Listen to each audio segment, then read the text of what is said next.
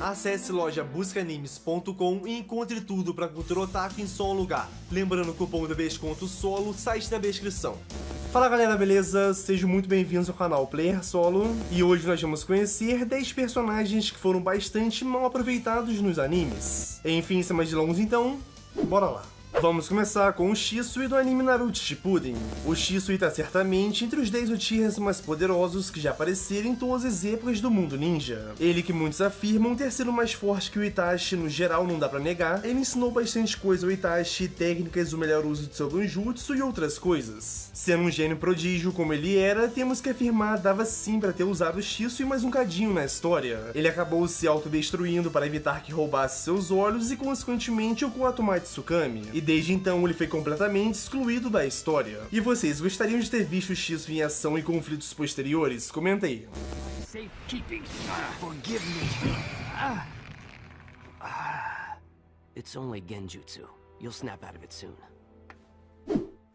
Próximo da nossa lista temos o Gohan de Dragon Ball Z. O Gohan é o primeiro filho do Goku, um híbrido humano e Saiyajin, como dito pelo próprio Vegeta, o guerreiro com maior potencial dentre todos os guerreiros Z. Aí o que me acontece, ele quer virar um cientista. Eu sei que é um sonho digno, mas imaginem se o Gohan tivesse continuado a treinar pra valer. Se ele continuasse com o espírito de luta fervendo, isso desde a época do Gohan místico, imagine como ele estaria no torneio do poder. Seria um monstro, talvez mais forte que o Goku e o Vegeta, e isso não é exagero, galera. No entanto, como sabemos, ele decidiu estudar e cuidar de sua família. Em Dragon Ball Super até vimos ele voltar um bocado, mas de início ele estava extremamente fraco, e acaba sendo meio triste ver um personagem com tanto potencial e não usar nem um cadinho disso. E me conta aí, o que vocês acham do Gohan também? Poderia ter sido mais aproveitado na obra?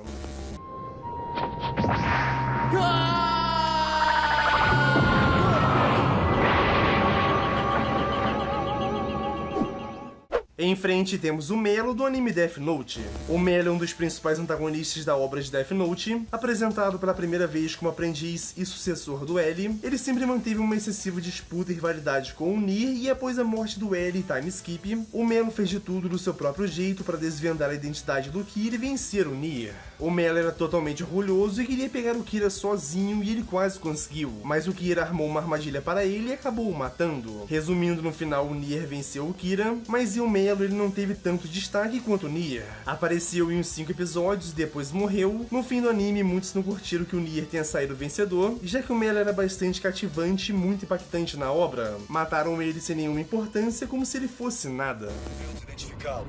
A polícia está rastreando outro suspeito e agora interroga pessoas que possam ter informações. Eu nunca pensei que você seria morto. Lamento. Mais um, e temos o Enel de One Piece. O Enel é um caso muito particular na obra. Se pararmos para pensar, ele poderia ter sido tranquilamente um dos vilões mais fortes e interessantes da obra. Primeiro por possuir uma Akuma no Mi do tipo Logia, que permite que ele crie eletricidade bilhões e mais bilhões de volts. Segundo, porque ele foi apresentado como um deus de Skype que possui um dos hakis da observação mais poderosos do mundo. Aí o que me acontece, ele é posto para lutar contra um inimigo natural de seu poder, que é a borracha. Eletricidade versus borracha, Enel versus Luffy. Foi algo um pouco sem sentido, porque naquela luta vimos o potencial de fogo do Enel. Imagina ele descarregando todo aquele poder em outros personagens, seja marinha ou pirata, seria devastador. Mas não, ele simplesmente foi destruído pelo Luffy, ainda bem novato, e desde então nunca mais apareceu para valer. Foi quase um, olha só galera, um deus cria bilhões de volts de eletricidade e ops, perdeu pra borracha e sumiu.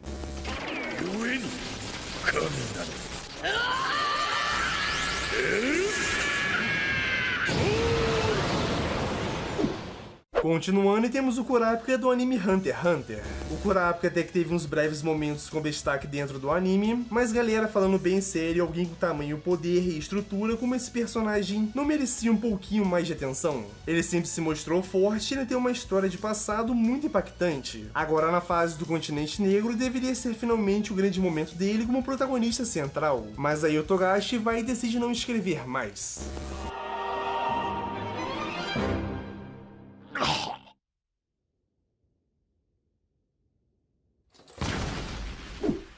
Mais uma e temos o God Serena do anime Fairy Tail. O God Serena é um dos personagens que mais me deixaram frustrado em todos os animes. Serena, meu amigo, para de apanhar, cara. Ele deveria ser um personagem extremamente mais impactante do que foi. A sua história é repleta de feitos, ele é um ex-membro dos 10 Magos Santos, alcançou o primeiro lugar em termos de força dos 4 deuses de Ishigar, se tornou o mago mais poderoso do continente de Ishigar e posteriormente se tornou um dos Springan 12. E explicando pra quem não o conhece, o God Serena é um Dragon Slayer, só que não um normal como o Natsu que possui a magia do fogo ou o End que possui a magia do vento. Esse cara tem insanas 8 lágrimas de dragão implantadas em seu corpo, ou seja, 8 poderes diferentes. Aí o que esse fanfarrão faz, as 2 vezes que ele aparece para lutar contra inimigos bastante poderosos, aí vem ele, toma 2 tapão na costela e é derrotado, e que raiva só de lembrar desse cara, galera.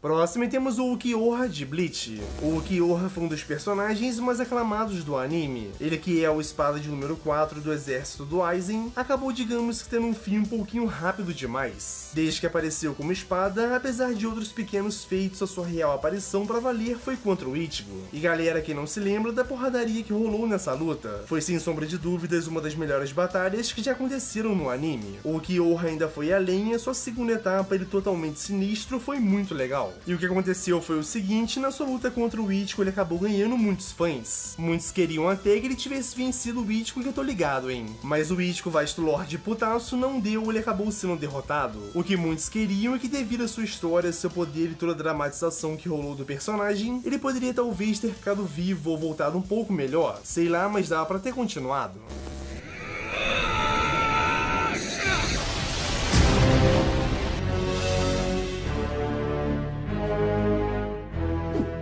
Continuando, temos a Konan do anime Naruto Shippuden. A Konan, galera, é o seguinte: ela é tranquilamente uma das kunoites mais poderosas que já passaram pelo mundo shinobi, e isso não dá pra negar, né? Só que nós sabemos disso mesmo sem ela ter demonstrado 1/3 de seu poder real. Sempre que nós olhávamos para ela, a Konan estava nas sombras do Pain, Nagato ou Yahiko, no geral recebendo ordens ou ajudando em algum plano. Quando nós finalmente vimos a Konan em ação como líder, brabíssima e boladona, ela acabou sendo morta pelo Obito. Então, meio que se tornou aquilo, ela acabou partindo e não mostrando muito de suas habilidades. Seu potencial completo estava longe de ter sido usado, sua quantidade de chakra, quais elementos ela dominava e muito mais. E ainda assim obrigou o Obito a usar o Izanagi para não morrer. Agora imagine se ela tivesse usado seu potencial completo, o impacto que a Konan poderia ter feito no mundo ninja.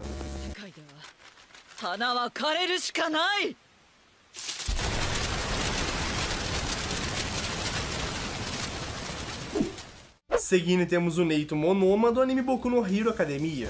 O Neito é um dos alunos da escola de super-heróis Wei que possui uma rivalidade extrema com a turma 1A. Esse personagem é um garoto que, devido à sua individualidade, poderia se tornar um dos heróis mais brutos e flexíveis da obra. Pra quem não sabe, seu poder se chama copiar, e ele consegue usar a individualidade de outra pessoa apenas entrando em contato com ela. Ele toca no cara e usa o seu poder. Ele pode fazer isso por 5 minutos apenas, até que perde seu poder e precisa tocar o usuário novamente. Agora imagine esse personagem em uma batalha contra vários vilões. Imagine o quanto flexível ele poderia ser. Lembrando que ele ganha acesso total ao poder do seu adversário, e isso é muito forte. Só que infelizmente ele é um personagem usado como alívio cômico. Ao invés de lutar pra valer ou treinar para melhorar, ele sempre é mostrado arrumando briga com a turma 1A, falando que vai superá-los, tomando bronca, mas ação que é bom nada.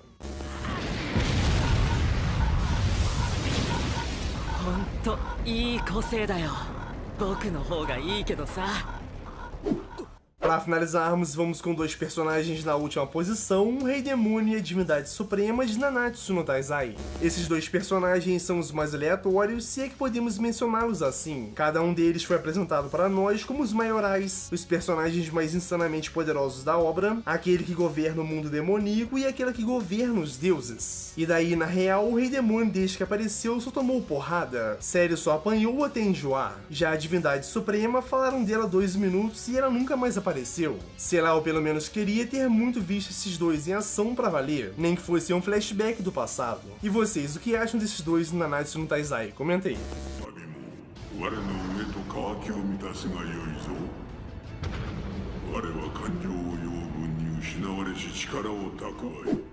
Bom galera, chegamos ao final de mais um vídeo, espero que tenham gostado. Não se esqueça de se inscrever no canal, de deixar o seu like, isso ajuda demais no feed e divulgação do canal. Os últimos vídeos vão estar aí na tela, confere todos porque estão bem legais, beleza? Por último, eu ficaria bem feliz se cada um de vocês que gostou do vídeo pudesse compartilhar com seus amigos para juntos aumentarmos a nossa gangue de players. No mais é isso, tamo junto galera, muito obrigado por ficar até o final, até uma próxima, valeu!